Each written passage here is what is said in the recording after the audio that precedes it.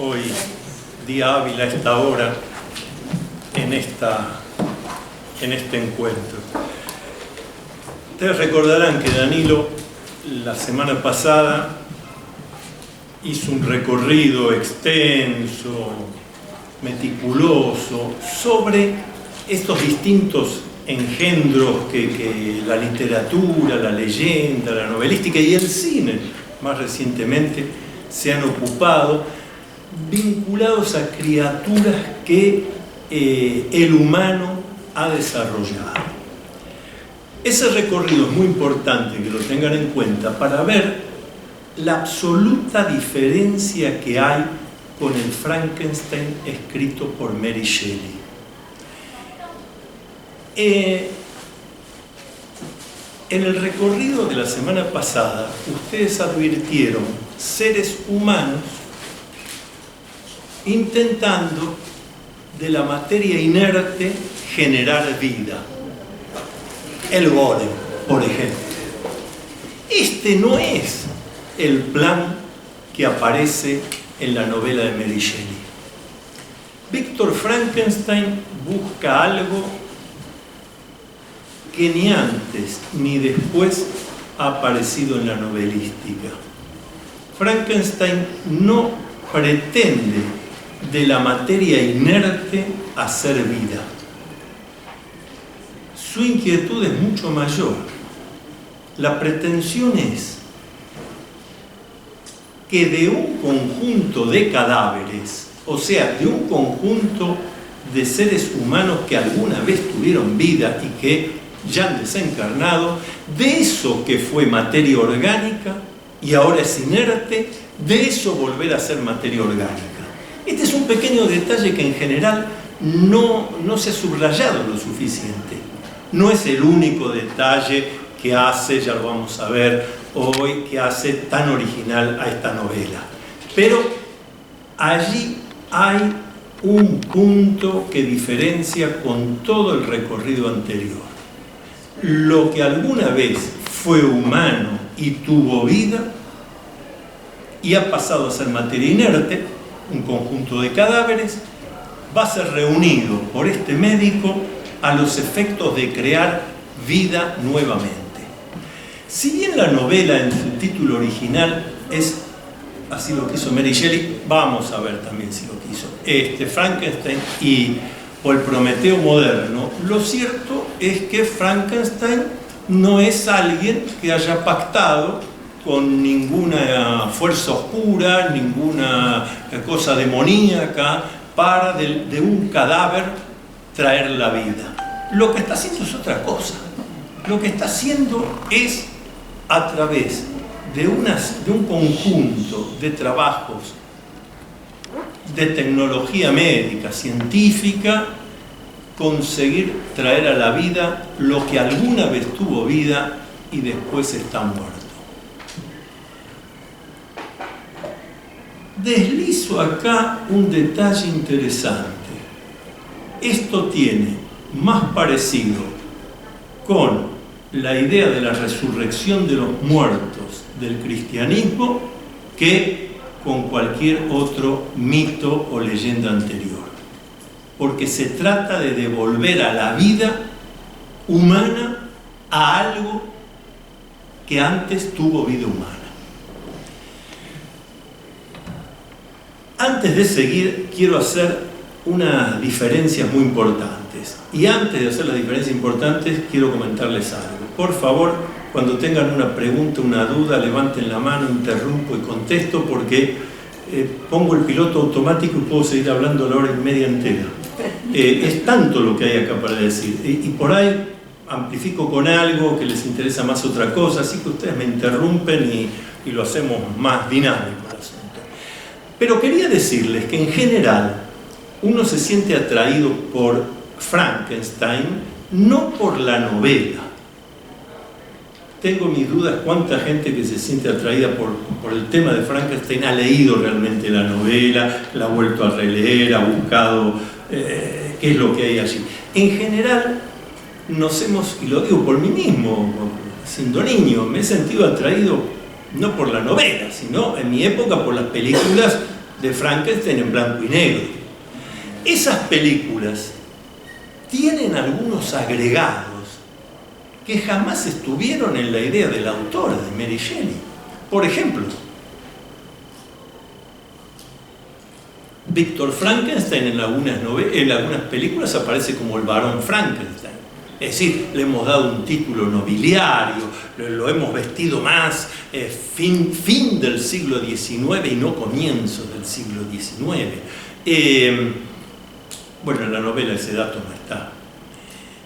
Otra cosa que aparece en prácticamente todas las películas es que el doctor Víctor Frankenstein está en lo alto, en un castillo, en lo alto de una montaña, y logra transformar, generar la vida gracias a que utiliza la electricidad que viene de una tormenta eléctrica. Esos rayos son atraídos por unos pararrayos y logra volver a la vida a lo que era materia inerte, pero que antes había tenido vida humana. Eso tampoco está en la novela. Esos son agregados. Y en las películas, sobre todo aquellas primeras, la explicación del fracaso de Frankenstein, del varón Frankenstein, porque hay una confusión a veces cuando dice Frankenstein, creen que estamos hablando del monstruo. No. Frankenstein es el médico Víctor Frankenstein que hace el experimento y trae vida a algo, una vida humana. Y ahí después lo vamos a analizar bien, vienen los aspectos del análisis arquetípico, psicosocial, psicológico, de por qué esa criatura que ha traído a la vida Frankenstein, pasamos a conocerla como el monstruo. Si ustedes ven, que es muy interesante para los que les interesa el análisis así psicosocial profundo, si ustedes ven las películas en blanco y negro, van a advertir que en los créditos, bueno, varón Frankenstein, tal persona. El monstruo, Boris Karloff, el monstruo. O sea, ya está dado por sobreentendido que esa criatura es un monstruo. Lo cual es desde el comienzo un juicio previo, un prejuicio. La novela está perfectamente explicado por qué se transforma en monstruo, si es que se transforma, vamos a ver, pero por qué los que no han surgido como esta criatura, empezando por su propio creador, Frankenstein, terminan tachándolo de monstruo. Una técnica muy humana que es responsabilizar al otro de las macanas que uno hizo. Y de esa manera yo quedo impoluto. Pero volvamos al tema fílmico. En las películas, ¿cuál es el error que comete Víctor Frankenstein? Porque la verdad él tiene éxito. De la materia inerte que alguna vez tuvo vida, con los rayos de la electricidad, genera una nueva vida. En las películas, el error es, y no deja de ser muy importante, los que han hecho los guiones han señalado algo interesantísimo, el error es, dime con quién andas y te diré quién eres. Porque ¿quién es el que es el asistente de Víctor Frankenstein en la película? El asistente es un estudiante de medicina que quiere ser discípulo de ese genio loco, como todo genio, pero no es un... entonces será otro médico que lo así. No, es Igor, un hombre maltrecho, jorobado, que además le teme a Víctor Frankenstein. Y nadie puede ser asistente de una persona entramada en el temor. Porque justamente un asistente tiene que ser aquel que puede informar, que puede avisar, que puede decir, doctor, cuidado, que lo está cosiendo mal, déjeme a mí, usted está cansado. Pero usted no lo hubiera hecho. ¿Y qué pasa en los guiones de esas primeras películas?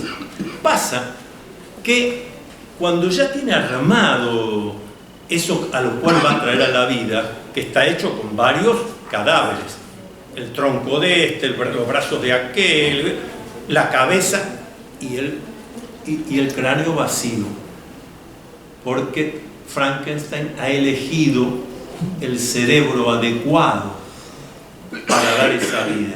¿Y a quién manda a buscar el cerebro? A Igor. El pobre Igor, contrahecho, que le tiembla la mano. ¿Cómo ese podía ser el asistente de Víctor Frankenstein? Bien, va a buscar el frasco donde está contenido el cerebro elegido de una persona muy buena en su vida anterior. Toma el cerebro y se le cae el frasco, se le rompe el cerebro. ¿Qué haría un buen asistente? Irías, vea doctor, ha sucedido esta desgracia, paremos el experimento, ¿cuál de todos los demás cerebros vamos a elegir? Pero claro, el asistente es un temeroso y entonces no quiere que se enoje Frankenstein, agarra cualquier otro que decía cerebro de un asesino, le saca el cartelito y se lo lleva. De esta manera resuelven los guionistas cinematográficos algo que en la novela funciona distinto, ya lo voy a explicar.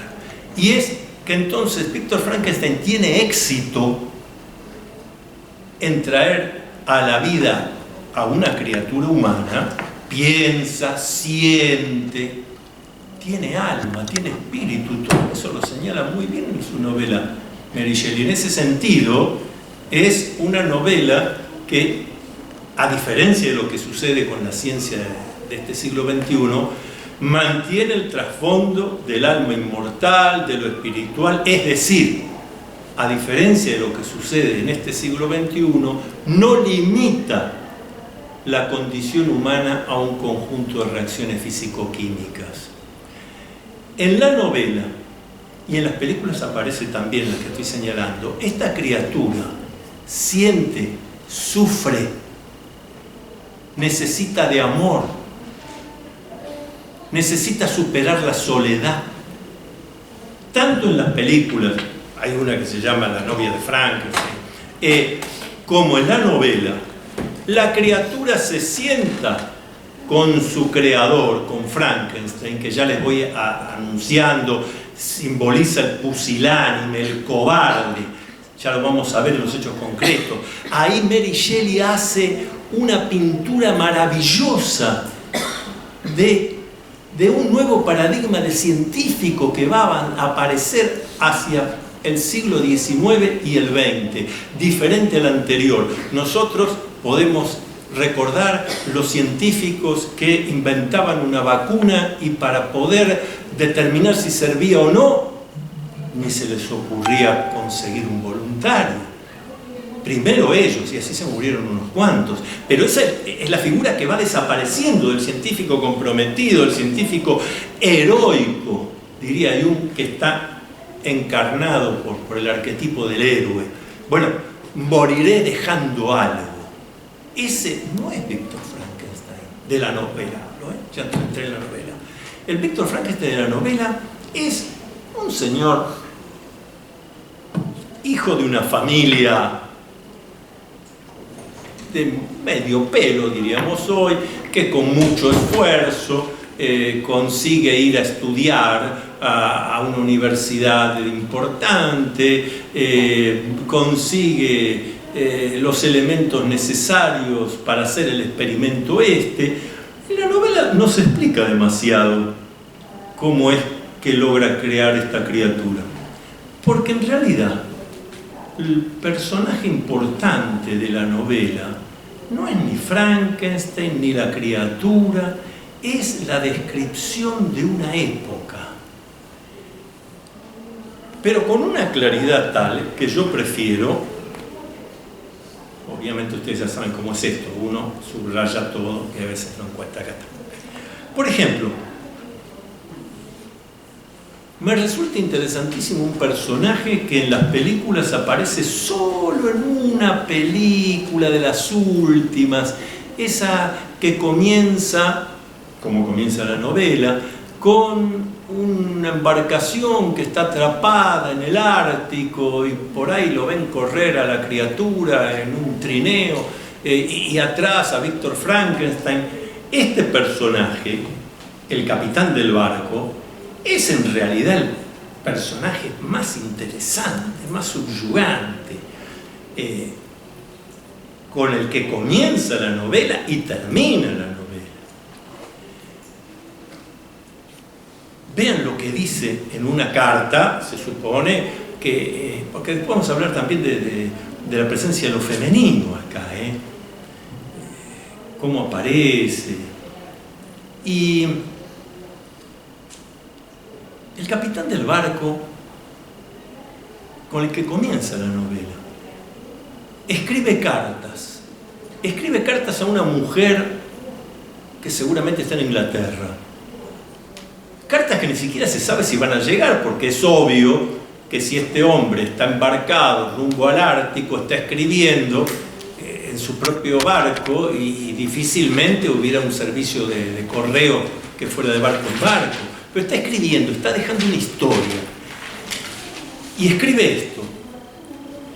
¿Qué puede ser imposible en una tierra de luz eterna? Se está refiriendo al Ártico. Quizás descubra allí la maravillosa fuerza que atrae a la aguja. Compás, que no se conocía en esa época por qué. Y quizá consiga hacer 1000 observaciones astronómicas que solo demandaban este viaje para ofrecer la explicación de sus aparentes rarezas. Saciaré mi ardiente curiosidad con la visión de una parte del mundo jamás visitada hasta ahora, y espero hollar una tierra en la que nunca dejó su marca el pie humano. Ahí está el arquetipo del científico, del explorador de fines del siglo XVIII, del 1700 y tantos. Acuérdense que estamos hablando de los 200 años de la primera edición, o sea, de 1818. Ahí está muy bien dibujado el pensamiento del científico, el explorador heroico, cuyo interés no es el dinero, cuyo interés no es un beneficio personal, sino la trascendencia terrestre. Ahí lo dice este hombre: poner el pie donde nunca lo puso otro antes. O sea, cada vez que haya que hablar de este lugar, habrá que decir, y ahí estuvo Josecito, que fue el primero en llegar. Ese era el interés. El caso del barón Frankenstein o del doctor Frankenstein, quiera la película o la novela, es totalmente distinto. Es un hombre que casi se hace de esa criatura un poco avanzando porque hubo maestros médicos que lo ayudaron, que le dieron los elementos, y él se encuentra con esa criatura. Más que estar buscando la creación. Y cuando se encuentra con esa criatura, lo cierto es que no sabe qué hacer. Se asusta. Porque no es cierto que la criatura es un monstruo. Lo cierto es que ha creado un humano diferente, pero diferente, fíjense que adelantada Mary Shelley en este sentido, de advertir que lo que da miedo de esa figura, de la criatura, no es como siente o como piensa, que al fin de cuentas, según lo que siente y piensa, es como va a actuar en la vida cotidiana. No, lo que asusta de esa criatura es que es físicamente diferente a nosotros. Nada más que eso. Por eso hay dos encuentros maravillosos. Los dos encuentros donde la criatura es bien recibida.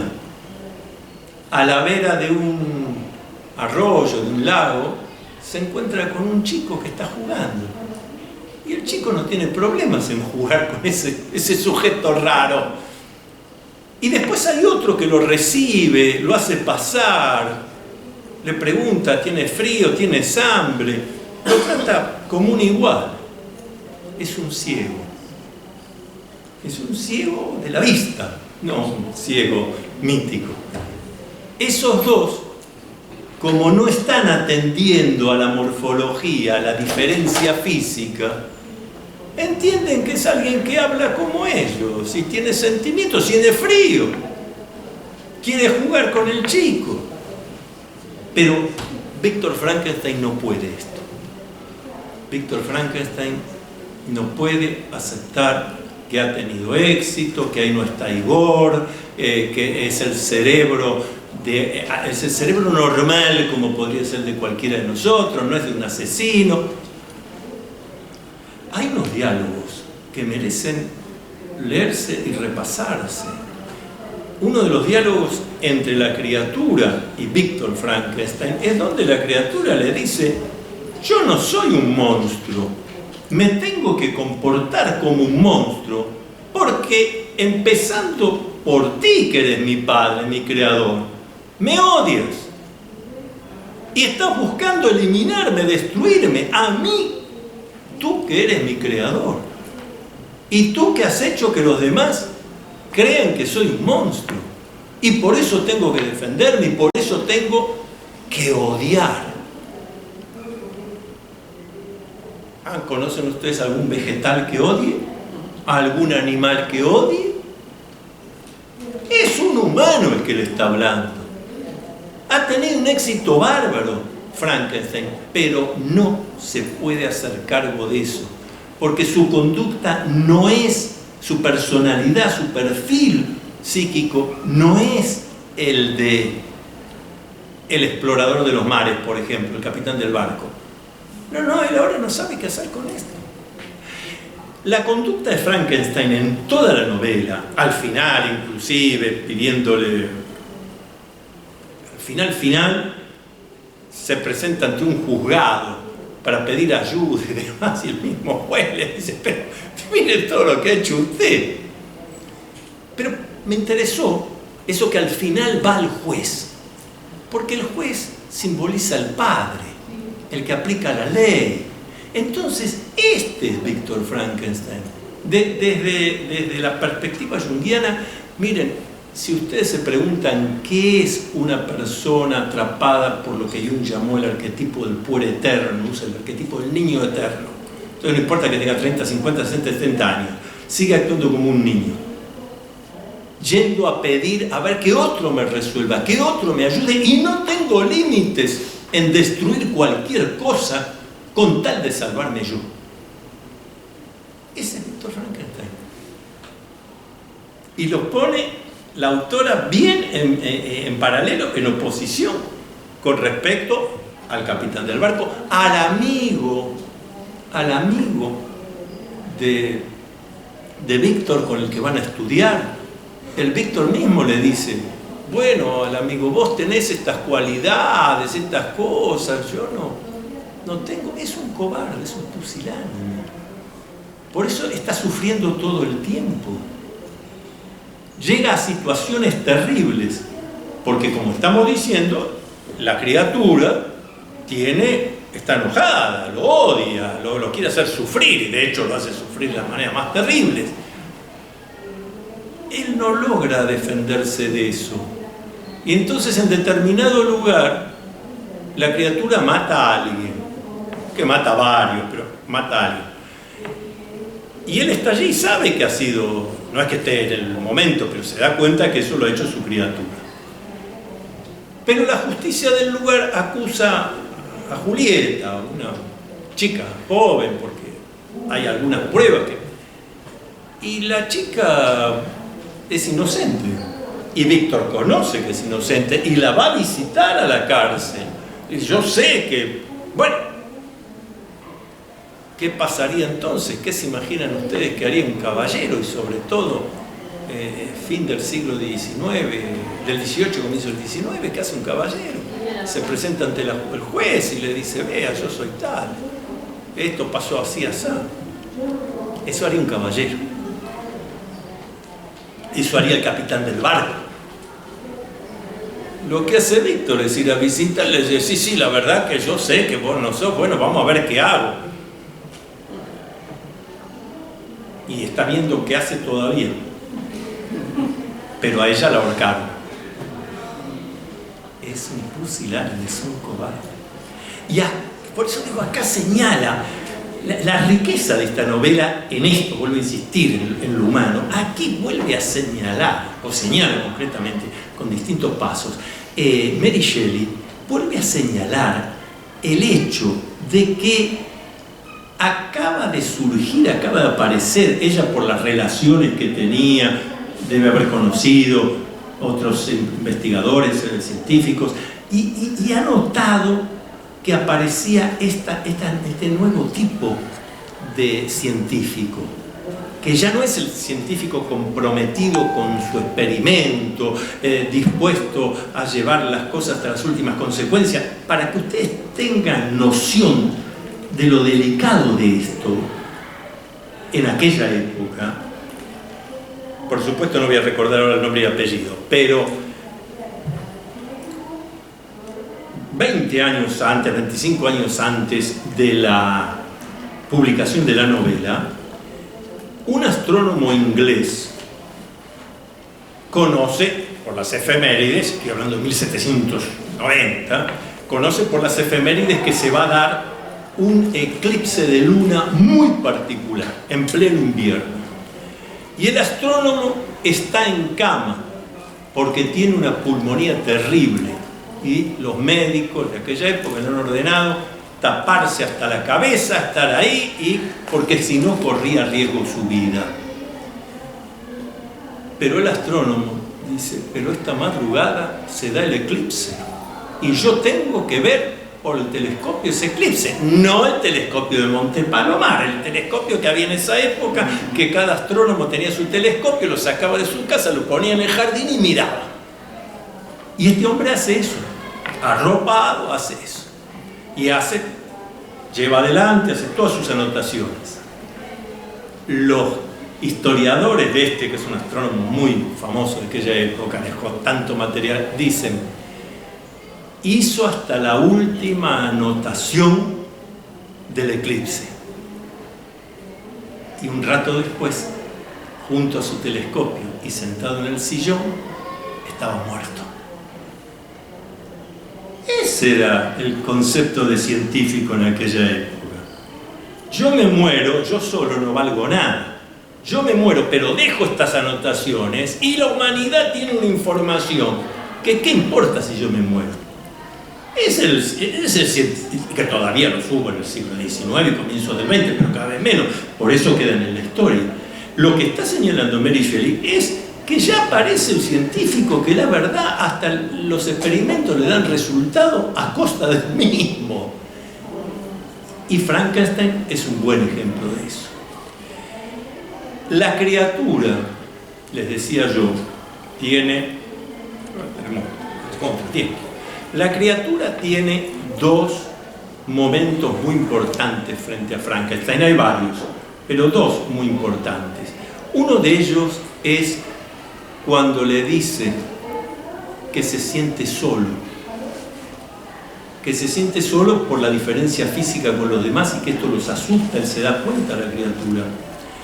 Y lo interesante del caso es que toda la novela ahonda en dos puntos, siempre dichos por varones, el capitán del barco, algún juez, pero dicho o en cartas escritas a una mujer que no se sabe quién es, en el caso del capitán del barco no sabemos si le escribe a la novia, a la mujer, a la esposa, a la madre, a una parienta. Es evidente que le está escribiendo a una mujer, pero la acción protagónica es todos los varones. Eso tiene un sentido que después les voy a decir. Además de que refleja cómo era la vida en esa época. La exploración, la investigación era una cosa de varones, pero sostenida por las mujeres. Porque si no, ¿qué sentido tiene que ese capitán esté escribiendo esas cartas? Que ni siquiera sabe si van a llegar. Pero que es evidente que la escritura de esas cartas a esa mujer que le está escribiendo y que ni siquiera sabe si van a llegar, le está dando una fuerza para hacer lo que tiene que hacer. Casi que hay un gran parecido con la historia del amor cortés de la Edad Media y la Dama del Castillo, ¿no es cierto? Lo hago para ella, por ella, aunque quizás pasen años y no la vea. Aquí se mantiene en ese tipo en el que encarna el arquetipo del héroe, el explorador, el aventurero, el que no le importa poner en riesgo su vida con tal de darle a la humanidad algo diferente, algo nuevo. El otro momento es cuando la criatura le pide a Frankenstein, que de vuelta tiene una conducta pusilánime, le dice: acá hay una solución. Yo no puedo seguir solo. Dame una criatura, pero que sea como yo y que sea mujer. Y acá hay un pequeño detalle interesante para nosotros latinoamericanos. Acuérdense, publicada por primera vez en 1818, fue escrita un par de años antes. Le dice la criatura: vos creá una mujer como yo y nosotros nos vamos a ir de la mano. Detalle no menor. Nos vamos a ir de la mano y no vamos a volver más. No te vamos a molestar. Nadie va a saber de nosotros. ¿Y a dónde es que van a ir?, pregunta Frankenstein con pleno enigma. Y él les dice: nos vamos a ir a un lugar donde no nos van a encontrar nunca. ¿A dónde? A los bosques y selvas de Sudamérica. Ahí no.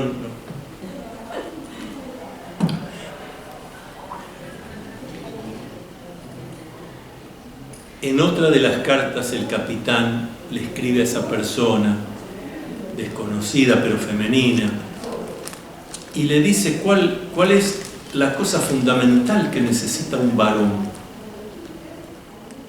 que después vuelve a aparecer en el diálogo entre Frankenstein y ese compañero de estudios: la amistad. Está subrayado a lo largo de toda la novela que el eje vital del varón es la amistad. Y que si uno tiene éxito y tiene familia y tiene dinero y concreta sus deseos positivos de vida, pero no tiene la amistad, uno está rengueando, peor aún, con una pierna que le falta.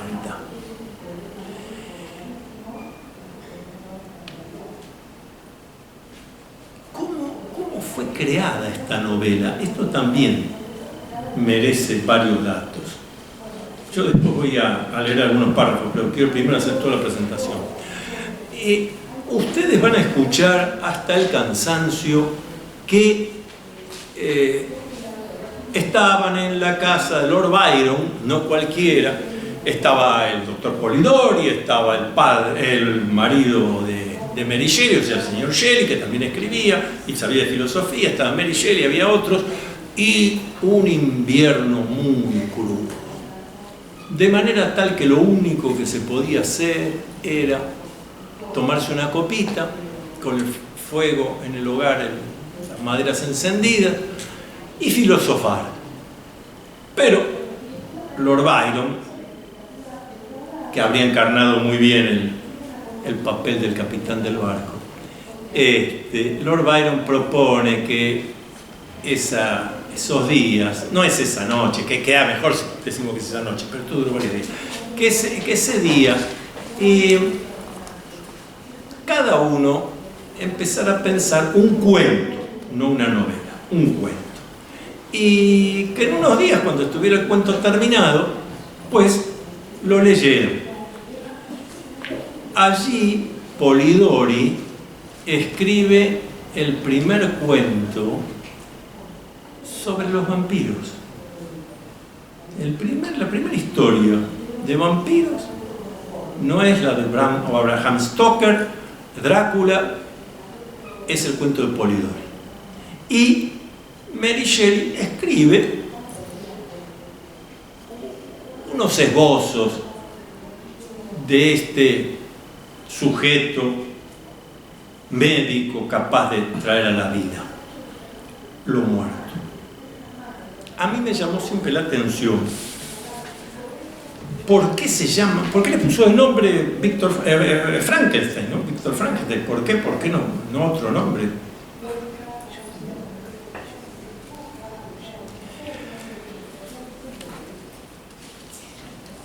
La novela original tiene un prefacio y una introducción. El prefacio parece casi seguro que fue escrito por el señor Shelley, que además está reconocido por Mary Shelley, además fue el que le dijo: esto no es para un cuento, a trabajar, amplificar, esto es una novela. Por eso la obra no se concretó en esos días en la casa de Lord Byron. Ahí surgió. Pero fíjense, a mí me llamó la atención esto. Escrito en septiembre de 1817, según la misma Mary Shelley, es un prefacio que escribe su marido. Pasé el verano de 1816 en los alrededores de Ginebra, la casa de Lord Byron. La estación aquella fue fría y lluviosa, y por las tardes nos reuníamos alrededor de un fuego brillante, divirtiéndonos algunas veces con algunos cuentos alemanes de aparecidos que llegaban a nuestras manos y los que despertaron en nosotros un juguetón deseo de imitación. Este es un aspecto que en general no se ha considerado, no se habla demasiado de esto. No ha habido demasiada exploración literaria sobre qué se estaba buscando imitar, a qué se refiere, cuáles eran estos aspectos inspiradores. Me parece que los hemos encontrado. Y, esperen que ese dato lo tengo fotografiado acá. Me parece que los hemos encontrado.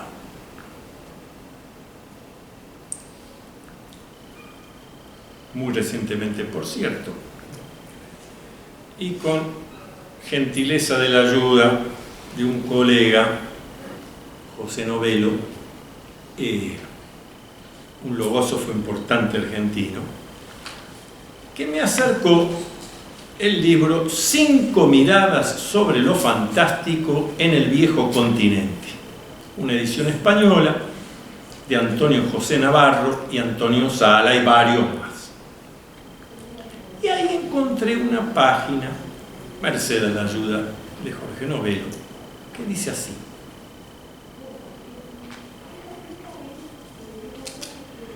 George von Frankenstein, de regreso de la guerra, se enfrentó a la bestia para rescatar a la dama, de la que estaba secretamente enamorado. La contienda entre ambos fue atroz, y George logró destruir al dragón cortándole la cabeza, pero una de las púas emponzoñadas de la cola de la criatura hirió a Frankenstein en la pierna izquierda, a un punto desprotegido por la cota de malla. De regreso al castillo familiar, George von Frankenstein estuvo agonizando 3 días y finalmente falleció. Se dice que Anne-Marie murió de pena y que la sangre del dragón ennegreció para siempre las aguas del arroyo Katzenborn.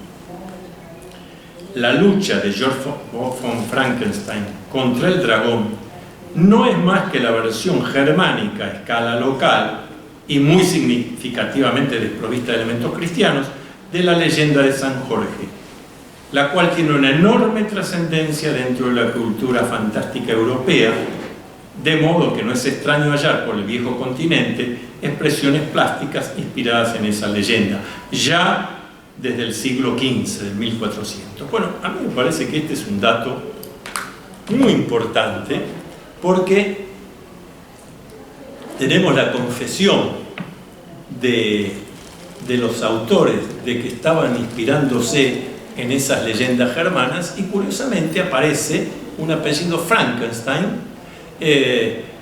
pero que es la antítesis de Víctor Frankenstein, quizás lo que hubiera deseado Víctor, ser capaz de encontrar una dama, enamorarse. ¿Qué hace este hombre tiene una enamorada, Elizabeth, tiene una enamorada. ¿Saben cuánto le duró el casamiento hasta que la criatura que ha jurado producirle todo tipo de tormentos a Víctor, o sea, más concretamente, sacarle las cosas más queridas? ¿Cuánto le dura el casamiento? Ni siquiera la noche de boda. Porque el hombre es tan caballero que, como la criatura le ha avisado, un tema que, dicho sea de paso, es para estudiar psicoanalíticamente, pero de psicoanálisis no junguiano, freudiano y lacaniano. 4, 5, 6, 7 veces a mí me llamó la atención, porque Mary Shelley escribe de una manera que no se repite, no se reitera. Sin embargo, media docena de veces, sea porque lo dice la criatura o porque Víctor está pensando en eso, aparece una continuidad de la expresión: la noche de boda yo estaré contigo, dicha por la criatura. Obviamente Víctor se olvida de que le ha dicho mucho antes, y así lo está haciendo la criatura. Le va destruyendo los seres queridos, lo que él más aprecia, pero no lo está haciendo porque es malo, lo está haciendo más que por venganza, en la espera de que Víctor va a reaccionar, le va a crear su criatura femenina y lo va a dejar ir de la mano tranquilo, venir acá a Sudamérica, que ni siquiera para eso había que matar a nadie. Está bien señalado en la novela. La criatura le dice: hasta te puedo ayudar, vamos a los cementerios, saquemos los cuerpos que sean necesarios. O sea, a lo sumo se profanarán tumbas, pero eso, dicho sea de paso, enmarcado en la cultura europea de fin del siglo XVIII, comienzo del XIX, era casi una materia corriente, era algo que estaba prohibido, pero se hacía, porque los estudiantes de medicina, los mismos médicos y demás, no tenían cadáveres para estudiar, así que el profanador de tumbas era un servicio muy requerido, que legalmente estaba prohibido, como tantas cosas que están prohibidas, pero que sabemos que ocurren y que se hacen. Bien, en general no hay casos de policías de aquella época deteniendo profanadores de tumbas, ni de jueces condenándolos. Así que esa es una tarea que hay que ponerla en el contexto de esa época. Lo que le está pidiendo la criatura a Frankenstein es: dame una mano que vos tenés todo para hacerlo. Y el otro se niega. Entonces, como es humana la criatura, tiene sentimientos como nosotros, odio, venganza, oscuridades, claridades y sombras, te voy a sacar, si vos no me das esto, te voy a sacar todo lo más querido. En la noche de bodas, en la fiesta misma, Frankenstein, que sabe lo que le ha dicho, conoce bien lo que le ha dicho el monstruo, pero como buen puereternus, no piensa: me dijo que me va a sacar, me va a seguir sacando lo que yo más quiero. Él queda fijado en la frase: en la noche de bodas yo estaré contigo, estaré allí. Entonces, ¿qué hace él?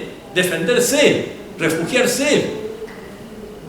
¿Y a quién dejó sola, triste, mustia y abandonada? A Elizabeth, de la cual se acuerda cuando empieza a escuchar los gritos del monstruo, de la criatura que lo está matando.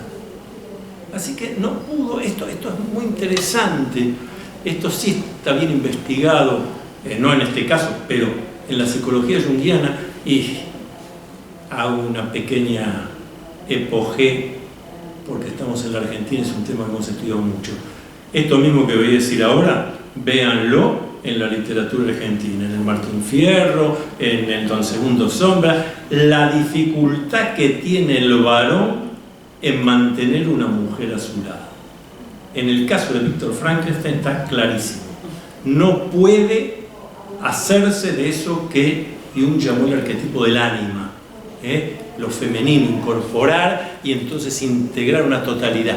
Por eso la continuidad de la novela, permanentemente Frankenstein está actuando como un chico. Y ustedes me dirán: pero no volvió al laboratorio, no intentó. No, eso, por eso el hecho mismo de la creación de la criatura son unos párrafos en la novela, ni siquiera dice cómo era el laboratorio, qué tenía, no queda ni siquiera muy claro cómo fue que lo creó, pero lo creó.